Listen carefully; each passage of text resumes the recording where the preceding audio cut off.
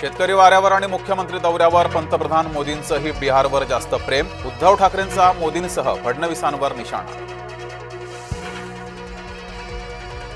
बँकेचा फायदा न करता कर्जमाफी शक्य आहे का? उद्धव ठाकरेंचा फडणवीसांना सवाल। उद्धव ठाकरे घराबाहेर पडले ते बरंच झालं। उद्धव ठाकरे फक्त टोमणे मारतात। मुख्यमंत्री फडणवीसांचा ठाकरेंना टोला। पुरावे दिले तरी निवडणूक आयोग गप्प। जिथे शक्य तिथं मविया म्हणून निवडणूक लढणार। खासदार सुप्रिया सुळेंचा निवडणूक आयोगावर निशाणा। राहुल गांधी यांनी हायड्रोजन बॉम्ब फोडल्याचा दावा। हरियाणामध्ये 8 पैकी 1 मतदार बोगस। राहुल गांधींनी केले दावे। शिवसेना काँग्रेसच्या दावणीला बांधणाऱ्यांना धडा मिळाला। एकनाथ शिंदेंचा उद्धव ठाकरेंना टोला। कुत्र्यानंतर आता बिबट्याची नसबंदी। महाराष्ट्र सरकारचा निर्णय। शिरूर परिसरात बिबट्याची दहशत थांबवण्यासाठी प्रयत्न। स्थानिक स्वराज्य संस्थांच्या निवडणुका सध्याच्या मतदार यादी आधारेच। निवडणूक आयोगाच्या घोषणेनंतर राज ठाकरे संतप्त।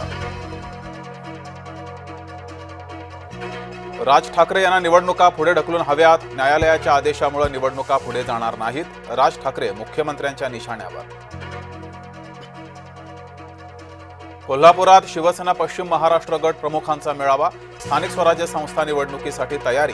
एकनाथ शिंदेंसह महत्त्वाचे नेते उपस्थित। आगामी निवडणुकीमध्ये भाजपासोबत युती नको। पवार गटाचा मोठा निर्णय। अन्य कोणत्याही पक्षासोबत युतीला पवार गट तयार। सुप्रिया सुळे यांचं वक्तव्य। नेत्यांच्या दौऱ्यामुळे रस्ते चकचकीत। कोल्हापुरात रोज नेते यावेत। संतप्त कोल्हापूरकरांची उपहासात्मक मागणी। भाजपाच्या मुसलमानाचा भाजपाच्याच हिंदूंवर हल्ला। रवींद्र धंगेकर यांच्या दाव्यानं पुणेकरांच्या बोवया उंचावल्या।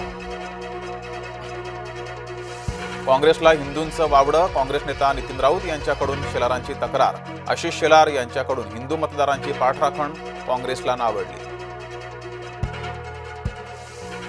भोंदूबाबाच्या नादी लागलेल्या दाम्पत्याची फसवणूक। पुण्यातील उच्च शिक्षित दाम्पत्याला 14 कोटींचा गंडा। मुलींच्या उपचारासाठी इंग्लंडमधील घर फार्म हाऊसही विकलं।